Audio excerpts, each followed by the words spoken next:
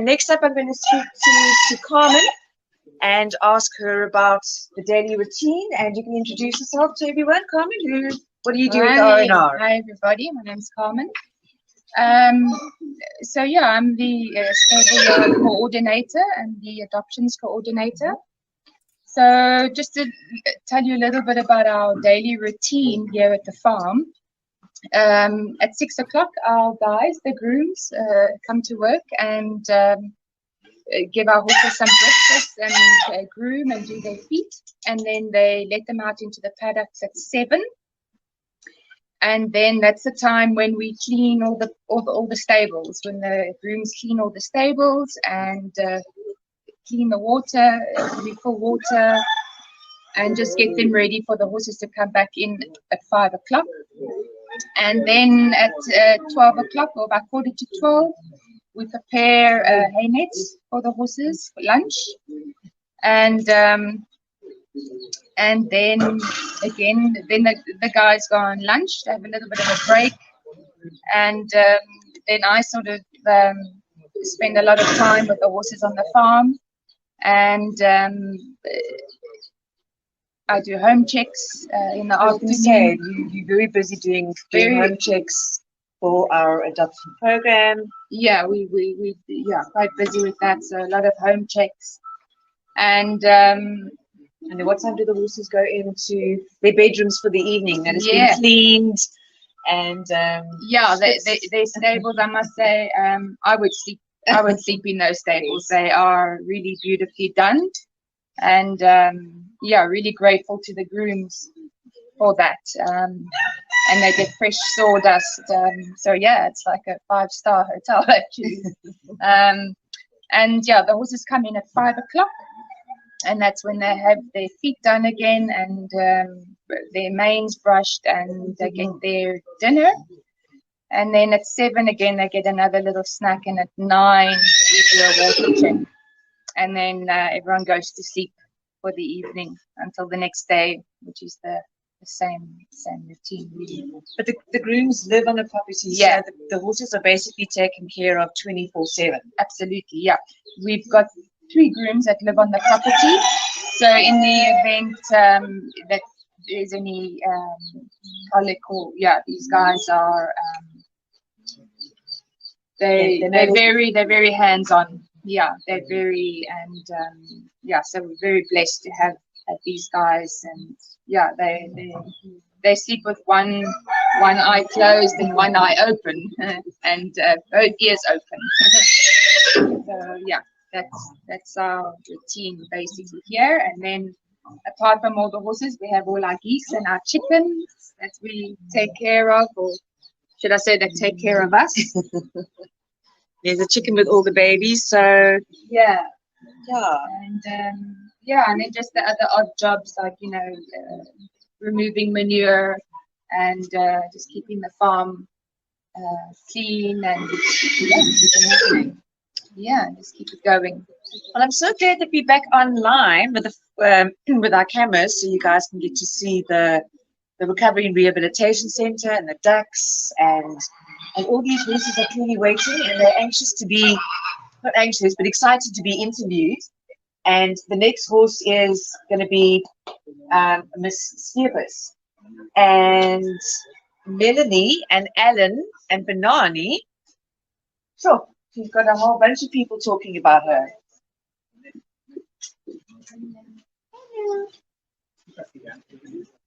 Karen, we had a wonderful pledge from Marianne Stark for her mother. She pledged let me just find that thank you note again. 8,571 rand from Marianne Stark's mother. Yes, from her mom in England. Thank you so much. Yeah. 8,500 rand pledge, guys. We're getting there. Oh, sorry. Curb my enthusiasm. Oh, I'll let you carry on with the horses. I know. Sorry, Angel. This is Miss Skeepers and Melanie. I know her story, which is actually quite a sad story, and thank goodness that she's here and she's gorgeous. What can you tell us about her story and why she landed up at the Recovery and Rehabilitation Center? For those of you who don't know, Jeffrey is the father of Muskepas, and also her mother also was also confiscated. So and she was PTS later on, but Muskepas is so she basically the whole family ended up at the R&R. Yes. And then Muskepas was with the owner. The owner had a full-time job, so in what his job required was he stayed along for months, and then he used to let Muskepas stay unattendedly with people who didn't really care for her. And every now and again, when there was one of the guys who needed a smoke, they would take Muskepas and go work Muskepas. And then one afternoon, on our way out to our afternoon clinics, we find Muskepas on the Stellenbosch Arterial with a full van on the car. Condition was moderate, shoes was bad, harness was needed attention, and then we called our senior inspector to say today is the day for Muskepas. And then Muskepas was Diana came and she loaded Muskepas, and she was just happy to get into the box, and here's Muskepas standing.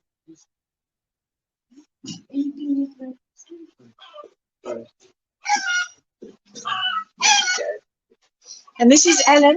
Alan is our rehabilitator, and he's been working with Muskepas. And what difference have you seen from when you first started with her to where she is now? She used to be very, like, she would never trust a human. She would literally, like, if you got into her space in a way that she didn't like, she would literally go on her back legs and she would rear at you and say, I'm not willing to work with you. I don't want to see you.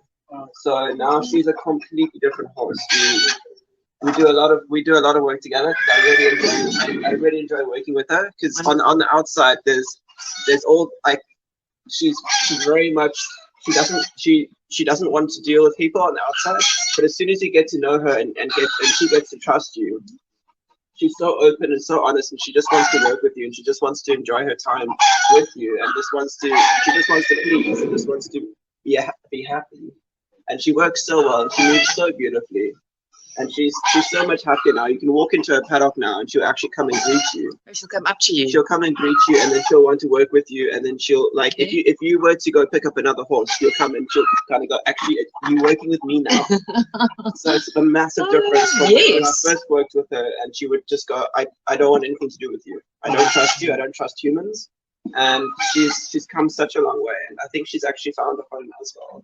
And we're so proud of her. She's come such a long way. A long way. But Wow. She trusts humans, and she's so loving as well. Well, Anna, thank you so much for what you do for us with all these horses. And as you can see, this is why we have the Recovery and Rehabilitation Center, to look after these horses that were neglected and abused, and their personalities come through and shine and find their forever homes. And we're also going to speak to Donix, who's going to tell us a little bit more about Muskepas, because he is her groom. What is the favorite thing that you like about Muskepas, Donix? As I'm a groomer, I try to make a friendship with the horse because it's my way. So skippers, I don't speak anything about skippers, but it's a very beautiful horse and it's very nice. Okay. Thank you very much. You can see me, I touch like this. I want to work with a horse like this. Is she very easy to work with? She's not naughty. No. And she listens. She listens and cool down. I do everything nicely. Wonderful. I don't find the problem with my horse. Thanks so much, Donix. Appreciate it. Thank you very much. And also we're going to speak to Banani, which also, Muskepas, like I said, seems to have all the people that wanted to speak about her today. Banani, what is your connection with Muskepas? And sorry, Banani is also one of our farriers, and he wanted to talk about his connection with Muskepas as well. Morning. People, skippers. Remember one of the day was Inspector Mialani and Inspector Udet to come from clinic here in Philippines. The time thing was so 3 o'clock the time. 3 o'clock in the afternoon. Yeah, the time come back. The people, Mr. Pass in the road is telling us like Inspector Mialani was overloaded and red Lancer was into his trailer. Yes. And also the body was not alright in the condition. She was very marked and the shoes of them also. Shoes were bad. Only 3 feet was shoes. Was only 3? Only 3 feet was shoes. Another shoes single was looking like a menorah plate. So she was overloaded, bad shoes, and pregnant. Yes, ma'am. Now what is happening? And if I look myself to drivers also, I see the drivers looking to me like not a normal people. It's people like in small trans, do changes. That's why she was not alright in the right condition, in the right hands. Yes. And I think that what the time they speak it up to Inspector, you call for Liana. Liana tell me to come to pick up them because it's very tired now. There's people look at it. Mary, plenty warnings was give them. Plenty warnings were given. Yeah. Now what is happening? For them to wait them, to help them to put him in the box. After that, to come here in farm. Oh, wonderful. And it makes you feel all nice and happy and warm to know that she's been rescued and looked after at the R&R with everybody here. It makes your heart feel good. Yes, of course. Yeah, now I'm seeing them, so I feel also quality. Oh, thanks. It's very different to me now. Yes. She like that, she like oh, Fernand, thanks so much. Really, really appreciate it. And folks, we're going to go back to the studio and we're going to, Marika's going to give you some more information on how to donate. And we'll be back in a bit and we're going to be interviewing some more horses. Back to you, Marika.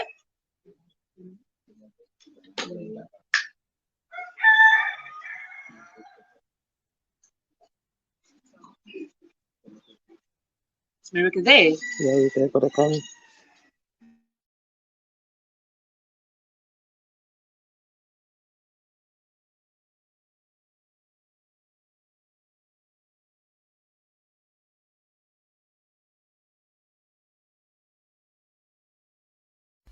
It's a happy, sad day as Inspector Diana Tritter drives into Bonteheuwel. She stops in the street in front of the house of Nasruddin Okkerts. She is greeted by his wife, who says that Boy, as he is known, was in his horse Blondie's stable until late the previous evening, and that he was up again early, washing her and brushing her mane and tail. Their son, Ishmael, refused to go to school this morning. He, too, wants to see where Blondie will be going. Today, Blondie is moving to the Cart Horse Protection Association's Recovery and Rehabilitation Centre in Gordons Bay. She has been in the Okkerts family all her life. Although she hasn't worked the last number of years and was mainly used for breeding, Boy has decided that it would be in her best interest for her to be signed over to our care. This has not been an easy decision for him. A few months prior, someone he knew asked if they could have her, and he let her go, seeing as she was no longer working. A few weeks later, however, he saw her again and took her back without hesitation, as she had lost too much condition, in his opinion. Boy is a very kind-hearted, soft-spoken person, and knows that he will be under pressure again to give her up to other people who want to continue to breed from her for her beautiful, bright, golden colour. Therefore, he has decided that the best option would be to sign her over. They bring her out into the street, and the little mare, who normally loads without any issues, is hesitant to get into the horse box. She can sense that something is up, and it takes almost 30 minutes to coax her patiently into the horse box. Boy and his son drive out with Diana to see her off to her new home. They unload her and take her to the new stable, where they are left to say goodbye in peace.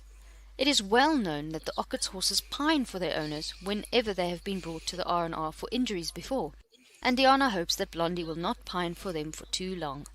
Thank you, Boy, for entrusting your darling Blondie to our care. On a happy note, despite the fact that Blondie was over 20 years old, she has been adopted and will be living out the rest of her life at her adoptive home in a herd on a farm. I hope you enjoyed that. Like I said, I think I was on mute, but I tried to say not all the horses that come to the R&R are always confiscated. Some of them are signed over voluntarily. Folks, our little fundraising thermometer is raising, but it's rising very slowly. We've so far raised 19,481 rands. So we still have 280,519 rand to go. So please share the stream. We are going to be streaming here until late this afternoon. So please share with all your friends. Tell them to come and watch the stream, to come and meet the horses. We love sharing their stories with you, and we hope that we can get you to care about them as much as we do. So, and if you can't donate today, then please pledge. Make a pledge to donate on 079 513 4098. And with that, I think Karen is ready for us with the next horse to introduce to you. I can just move away from there. There we go. Oh no, you don't want to see me. You want to see Karen. Here we go. Oh, she's on mute now. There we go. She's unmuted. Hello. Oh my goodness, we just had one horse. It's been very, very interesting morning. Diana was going to speak about Shagan, but she's obviously still on the vet case. I hope everything's going well there. Maybe we can actually get an update from her to actually find out what happened. And the next horse we're going to speak about is Shagan. And Benani also knows a bit about Shagan, and he wants to have a word about her too. Benant, this is Shagan. What is your connection, and what is your connection? Yeah, your connection with Shagan. Shagan, I remember another day. I don't know what the month was there. Is now very late in the last time now. Because why? I remember I said that Diana was getting cold. It was coming from outside. I think it was there in the quarter, sir. Was working there. He was working in Burtisa. He was working there. Now what's happening there? The tribe of them putting the salmon rubble off the trail of them. Now what is happening? Shagan can pull the car because it's overloaded. It was overloaded, yes. And he's not very big either. The time was very 10 also. It was 10 the time in the condition, and the feet also. Feet bad, under condition. Cracks and some set of cones, also the feet was not alright. Now what is happening? And also the driver of them was good for catches, but very drivers were getting very notice fines to tell them. They got fines and warnings about Shagan. And try to come to also to come help you put your nice shoes and come to buy feet and everything. Now what is happening? Diana tell me, I'm tired now, man, in this guy. I can check now second to farm too. I tell them it's alright because it can be a nice for hours. Yes. Not for them. Because many times give him also the notice you don't want to listen. Right? That's why second was here. It's about that, and the time was getting was very thin, and the shoes was not so nice. Even the trailer of them was very overload was missed, and the salmon rubbles and the trailer, the tires also was not alright. I think so the trailer, so everything about this poor horse, his trailer, his carts, the wheels, everything. His feet under condition. It's not even one thing was alright. In this thing was and then he found his way. Sorry, goodness. He's looking for more. He found his work hard. Yes. He also was hungry, don't have food, and now bring him in the farm. Wonderful. Yes. Thanks, Benani. Thank you so much. Melanie, because Diana's not here, do you know a bit about Shagan or? Shagan was born in the industry. He was born. Yes. Also, Shagan, he was on the farm for a while. What happened was Shagan came in once for shoes, and then his condition was not right. So he was booked off But because of the ownership also, Carter's made an agreement with the owner saying we will take him to the farm, fatten him up, and then you have to pay a fine Yes. to get him back. So he was on the farm I think for about 3 weeks, and then he went back to the owner, and after the owner paid a fine, and then when Sagan went back to the owner, a day or two afterwards, I came into the clinic for Sue's, and then on the way home, Sagan was in the MBA. NBA as well. Yes. This poor horse. And Carlos treated him, and he went back to work, and that is when he ended up in the R&R. Yeah. Wonderful. So Sagan didn't have much of a very happy life, and he's not too old now. Emmanuel, are you going to speak about... Yes, Are you his groom? Yes, I can speak for What is Segun. the Sagan? What is he like to look after? Is he a good boy? Is he naughty? He clearly likes his 10%. No, on my behalf, my short Emmanuel short chocolate brown short man is this one horse is no problem. This one is No a big problem. horse, no problem. Even without outer in the stable, you can feed food, you can Oh, do wow. everything because it's nice horse is understanding. Because if you're talking with horses, you know what? If we coming for horses, we need to speak, need to talk something that it's also horse you can understand that more. If somebody is gonna take it, she must speak. When you say do this, also you must listen from They that listen. one. They do listen. Because if we're not talking with horses, just come here to touch horses later. Sometimes you can skate, sometimes you can make problem with fight. But this one, no problem. I'm a chocolate brown Roman guy. Oopsie. Oh, say nice horses. You see. Thanks so much, Emmanuel. Thank you. Interesting. Well, folks, that was Sagan, and that was his story, and clearly he deserves to be at our Recovery and Rehabilitation Center. And once again, please dig deep, please donate. These are the horses that we need to look after, that deserve to clearly be here and eventually find their forever homes. So, as Marika said, Snapscan, pay fast, all those methods, and you can also pledge if you don't have the money at the moment. We do have a WhatsApp line, but Marika will tell you more about that when we go back to the studio. Back to you, Yes. Marika. Thank you, Ailey Bates, for your donation of 519 Rand, which has brought our total donations up to 20,000 Rand for the morning so far. This means we still have... Yes, Shagan, thank you. We still have 280,000 Rand to raise. Let's see, there's a new comment. Oh, I don't know what that means. I don't know, Megan. Maybe you pressed something there by accident. Anyway, while we wait, that's not what I wanted to do. Sorry, we still struggle with all the live buttons and things. That's what I wanted to do, so that I can tell you about a little horse called Eddie Guerrero. And if I can find my slides, then I will show you what he looks like. There's little Eddie. Now, Eddie came to the R&R